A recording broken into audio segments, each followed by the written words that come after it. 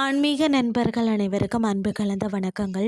இன்றைக்கு நாங்கள் ஆன்மீகம் சம்பந்தமான பதிவில் பார்த்தீங்கன்னா, செவ்வேல் வழிபாடு தடைகளையும் நீக்கும் தாரக மந்திரம் என்னன்னு சொல்லி பார்க்கலாமா வாங்க. செவ்வாய் வருவாய் என்று சொல்வார்கள். செவ்வாய்க்கு உரிய தெய்வம் முருகப்பெருமான் தான்.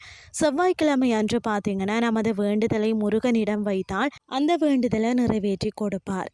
தொடர்ந்து 9 செவ்வாய்க்கிழமைகளை பார்த்தீங்கன்னா, விரதம் இருந்த முருகனை மனதார வழிபட்டு வந்தால் உங்களுக்கு செவ்வாய் தோஷம் இருந்தாலும் அதன் தீவிரம் குறைந்து நன்மை உண்டாகும் என்பது ஐதீகம். முருகப்பெருமானுக்கு திதி, நட்சத்திரம், கிழமை என 3 விதமான விரதங்கள் கடைபிடிக்கப்படுகிறதா. செவ்வாய் பகவானுக்கு உரிய அதிதேவதை தான் முருகப்பெருமான் என்றதால செவ்வாய்க்கிழமை முருகன் வழிபாட்டுக்கு மிகவும் ஏற்றது. செவ்வாய் கிரகத்துக்கு பார்த்தீங்கன்னு சொன்னால் மங்களகாரகன் என்கின்ற பெயர் மட்டுமல்லாமல் பூமி காரகன் என்ற பெயரும் உண்டு.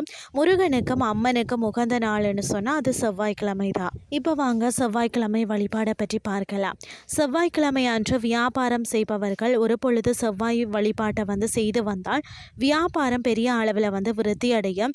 நல்ல தைரியத்தை கொடுத்து நாம் எடுத்து வைக்கக்கூடிய எல்லா வியாபாரமும் வெற்றி தரும். அதாவது செவ்வாய்க்கிழமை அன்று காலையில் குளித்துட்டு அருகில் இருக்க முருகப்பெருமான் கோவிலுக்கு சென்று வழிபாடு செய்யுங்கள்.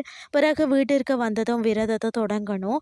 வீட்டின் பூஜை அறையில் அமர்ந்து முருகனை நினைச்சு கந்த சஷ்டி கவசம், முருகப்பெருமானுக்கு உரிய தோத்திரங்கள், மந்திரங்கள் எல்லாத்தையுமே பாடி வழிபாடு செய்யணும். அதற்கு பிறகு மாலை மீண்டும் பார்த்தீங்கன்னா முருகன் கோவிலுக்கு சென்று வழிபட்டு விரதத்தை நிறைவு செய்து கொள்ளலாம். விரதம் இருந்து அன்னதானம் செய்வது மிகவும் சிறப்பான பலனை தரும். இப்படி பார்த்தீங்கன்னா 9 செவ்வாய்க்கிழமைகள் விரதம் இருந்த முருகனை வழிபட்டாலே செவ்வாய் தோஷத்தினால் ஏற்படக்கூடிய பாதிப்புகள் நீங்கி நன்மை உண்டாகும். செவ்வாய்க்கிழமை அன்று பார்த்தீங்கன்னா முருகனுக்கு பிடித்த செந்நிற ஆடையை அணிந்து வழிபடுவது நல்லது. வீட்டின் பூஜை அறையில் வேல் வைத்து வழிபாடு செய்கிறதும் மிகவும் சிறப்பு.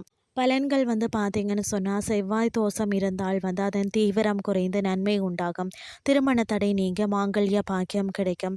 சொந்த வீடு இல்லாதவர்களுக்கு அதை கட்டிக்கொள்ளக்கூடிய யோகம் உண்டாகும். உடல் நோய் எதிர்ப்பு சக்தி அதிகரித்து உடல் ஆரோக்கியம் மேம்படும். மற்றது வியாபாரம் பெரிய அளவில் விருத்தி அடையும். பூமி சம்பந்தமான சொத்துக்களில் லாபம் உண்டாகும். நீங்களும் செவ்வாய்க்கிழமைகளில் இந்த மாதிரி வழிபாடு செய்து பயன்பெற்றுக் கொள்ளுங்கள்னு சொல்லி கூறிக்கொண்டு இன்றைய ஆன்மீகம் சார்ந்த பதிவை நிறைவு செய்து கொள்கிறேன். இதே மாதிரி மற்றொரு ஆன்மீகம் சார்ந்த பதிவோடு உங்களை சந்திக்கிறேன். நன்றி.